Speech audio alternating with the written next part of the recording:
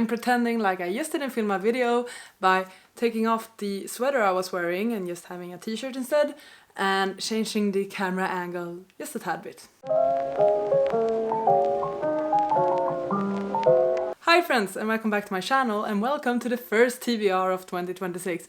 A bit delayed perhaps, but why does that matter? I'm very excited about this TBR and I wanted to share it, so that's why I'm making this video. I have 5 books on my planned TBR for January. I feel quite optimistic about it. We're gonna see. I'm gonna talk about them in order of priority and explain why they are on my TBR. Just like if we're talking like year-long bookish events, I am making another attempt in participating in the Buzzwordathon challenges, so both the title challenge and the cover challenge.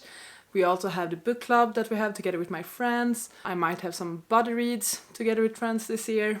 I gave myself a break from TBRs for the fall and like the end of the year. Didn't really make any TBRs because I just wanted to focus on reading and not really having like planning what I'm reading. But I've sort of been planning my reading low-key. This TBR is fairly set and I do have like motivations to read all of these books. I do feel quite optimistic about this one, even though it's the 4th of January and I still haven't read any book, but that is fine. I also need to make sure that I plan in my 26 books to read in 2026 in these TBRs. That might be a challenge, we're gonna see. I feel like my TBR year is sort of gonna be like 50% plan and 50% vibes, just to make sure that my reading is still like fun for me, all of that. That was a big focus of 2025 and I don't really want to lose the work I did with that. Let's stop blabbering and get to the TBR. I have 5 books on my January TBR and let's talk about them in order of priority. The first book I am reading this year is Not Quite Dead by Holly Jackson. This book won the mystery category, mystery thriller category on the Goodreads Choice Awards. And I've also been reading Holly Jackson recently because I've been reading the A Good Girl's Guide to Murder series. I just finished its sequel actually. It was one of my last books of 2025. And I have enjoyed those books.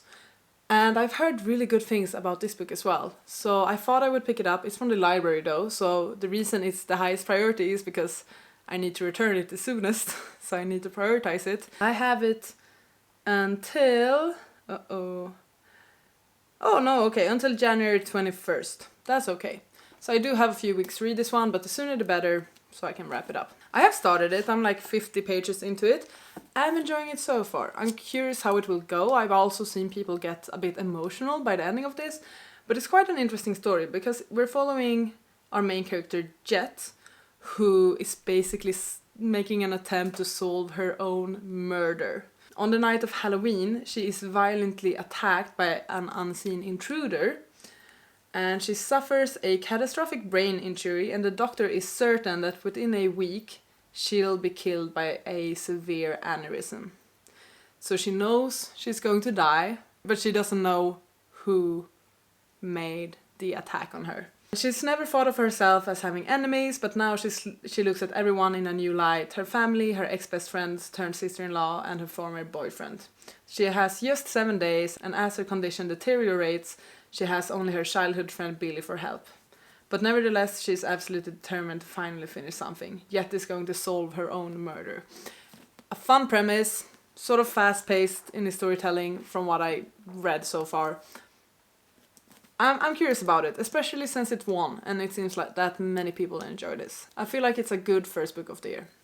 And also, I'm counting this towards the Buzzwordathon challenge for cover. The cover challenge is to read a book with internal body parts on the cover, so being like a skull, a heart, things like that. But I think Kayla mentioned that blood also counts, and like these specks, the red specks here and there, I feel like that is blood. And also actually, it's actually an X-ray of a brain in the background here, which sort of reflects the brain injury that our main characters got. So I feel like this is a perfect book for that cover challenge. So I'm very happy that it just worked out that way.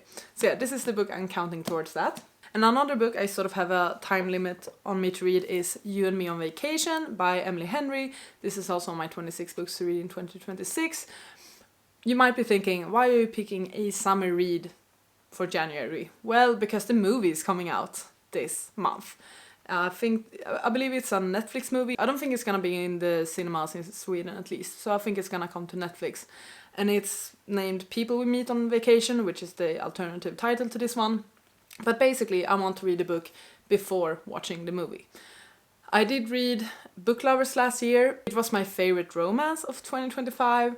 So I'm slowly attempting to read more Emily Henry books. I have not enjoyed Beach Read, but I did enjoy Book Lovers. And this is about two best friends, 10 summer trips, their last chance to fall in love. I think it's like friends to lovers. Something will happen on this one final vacation that will make them become a couple, basically. But I'm reading this because I want to read the book before watching the film adaptation. Yeah, I think they sort of have a messy history of being like friends, more than friends, not friends, things like that. I'm intrigued. I think I've seen people say that if you enjoyed Book Lovers, you will enjoy this one as well. So I am excited about this. This is once again a book from the library. See, I'm utilizing my library this year. That's another goal. I want to read it before the movie and I need to read it before I have to return it. Simple as that. Next book I need to read and sort of have a time limit on is My Friends by Fredrik Backman. You might be thinking, hey Charlotte, didn't you read that one already? Yes, I did. I read My Friends by Fredrik Backman last year during the summer, but this is the Swedish edition, Mina vänner. Because it was first released in English, I read it first in English, but I have intended to read it in Swedish as well. We actually have this as the book pick for me and my friends' book club, and I thought that would be a good opportunity for me to reread it and read it in Swedish this time. So this is actually the Swedish edition. It's not a translation because he wrote it initially in Swedish and then translated it to English. So yeah, I've already read this, but I do plan on reread it, and I think we're having like the book club meetup in like the middle of January, so it's sort of a priority. But because I've already read a book, I don't feel as stressed, but I do want to make sure I read this one. I also have the signed edition, which is nice. Yeah, so rereading Mina vänner in January. It's an epic tale about young people, art, and how creativity brings together friends and strangers across generations. And it's a story about this painting, and we're getting the story told in like two timelines. So we have the backstory of the painting, like the artist of the painting, the painter, the creator, and his friends, and the story of them growing up together that led to the artist making that painting. And then we are like in our current times, where we are following an 18-year-old girl who is on a journey together with like a middle-aged man for various reasons, and how these stories sort of connect and what we can learn from both of these stories and stuff. It's quite a heavy story in some ways. It's a lot about grief. I gave this book 5 stars at my first read. I'm very excited to read it in Swedish. I think it's gonna be epic. Next book I really want to read in January is The Ballad of Never After by Stephanie Garber. I'm so excited to continue reading the Once Upon a Broken Heart series because I read the first book last summer. It took me by surprise, not quality-wise, but just like entertainment. I thought it was so much fun. I've been thinking about it ever since. Like, I haven't been able to let it go, so I decided to continue with the series. I have picked up the other books, and it's time for me to continue. And I found the perfect opportunity to continue with the series because this works with the Buzzwordathon challenge for title. So in the title challenge for January, the prompt is to read a book with either before or after in the title name. And we have The Ballad of Never After. Perfect, right? So this is the second book in a series. It's a fantastical, whimsical, fairy tale-esque series towards a young adult audience, and it's about Evangeline and Jax, who is the Prince of Hearts, and Evangeline sort of strikes a deal with Jax, which has a lot of consequences in this universe where they live. I don't remember a lot other than the fact that I found it entertaining and fun. It's very YA and fairy tale-esque. You don't necessarily understand the magic system. It's a lot about curses. It's a lot about like magical objects, princes and princesses. I can't really read the back side of this because it sort of spoils the first book. But the first book was just such a good, entertaining time. I didn't really have to think or focus on anything. And yeah, I'm excited to continue with the series. What can I say? Love spells, curses, trust. It's a fun time. And then the final book on this TBR, the one I'm prioritizing the least but still would like to get to, is The Second Life of Bree Tanner by Stephanie Meyer. Last year I started a reread of the Twilight series. I read Twilight, Midnight Sun, New Moon and Eclipse, and I decided to reread all of the books in the series, which includes this novella, which takes place between Eclipse, or it's placed between Eclipse and Breaking Dawn, but it's sort of a parallel story to the events of Eclipse because we're following a character who showed up in that book, Bree Tanner. I've only read it once when it was first released in Swedish, but I decided when I was doing this reread that I should pick it up in English so I can include it in this reread because I'm rereading all of the books in English. So I found it secondhand, perfect, picked it up. Just a shorter novella, how long is it even? It's like 180 pages about the character Bree Tanner, her short second life. I'm not really sure what to annotate in this one, if I'm gonna be honest. Like I started to prep with like tabs for it, but I don't really know what to look out for, because for me these aren't really characters that stuck with me. Because in my other Twilight rereads I've like tabbed favorite Edward moments or cute moments or like quotes I really enjoy or big moments, favorite scenes, things like that. I don't feel like this book has any of that, so it's quite different from the other rereads I've done. But I'm committed to the entire bit of rereading the Twilight series, and I think I will very likely reread Life and Death as well, just to complete the entire thing.